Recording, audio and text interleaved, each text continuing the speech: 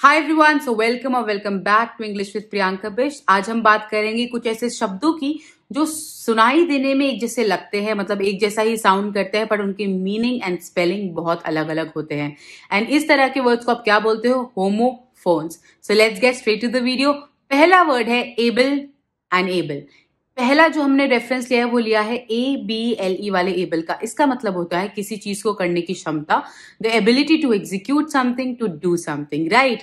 और जो दूसरा ABEL वाला एबल है, ये एक बिब्लिकल रेफरेंस है, बाइबल से इसे लिया गया है। एडम एंड ईव जो फर्स्ट विमेन एंड मेन माने जाते हैं क्रिश्चियनिटी में, उनका एक बेटा था एबल, जिसे उसके ही खुद के भाई ने, केन ने, केन ने मार दिया। जो दूसरा पेयर ऑफ होमोफोन्स है वो है एक्सेप्ट एंड एक्सेप्ट। पहले वाले एक्सेप्ट की स्पेलिंग कुछ इस तरह से है ACCEPT। एक्सेप्ट मतलब किसी चीज को स्वीकार कर लेना, to agree to take something from someone, right. और जो दूसरा एक्सेप्ट है वो है EXCEPT। इसका मतलब होता है इसके सिवाय या इसको छोड़कर, that is not including someone और सम फैक्ट। ऑलराइट, तब आप यूज करोगे एक्सेप्ट का।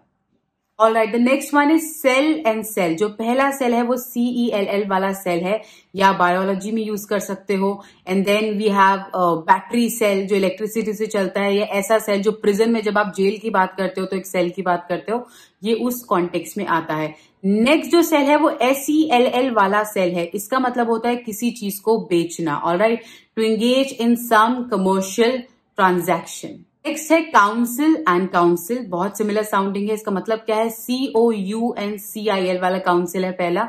इसका मतलब होता है कि कई लोग जो एक साथ इकट्ठे होकर किसी चीज के ऊपर डेलिबरेट करें, सोच विचार करें, बात करें एंड कोई डिसीजन ले। जो दूसरा काउंसिल है COUNSEL, उसका मतलब होता है किसी से एडवाइस लेना, सलाह लेना, ऑलराइट, और an instruction that you give to someone. Next है check and check.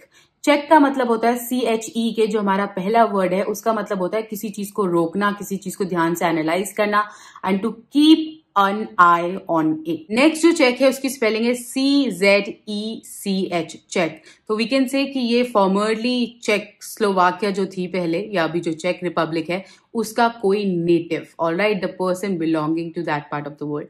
I hope you understood इनके differences, and if you did, do not forget to use them in your day-to-day life so that you can become fluent in English and you can learn as much as possible.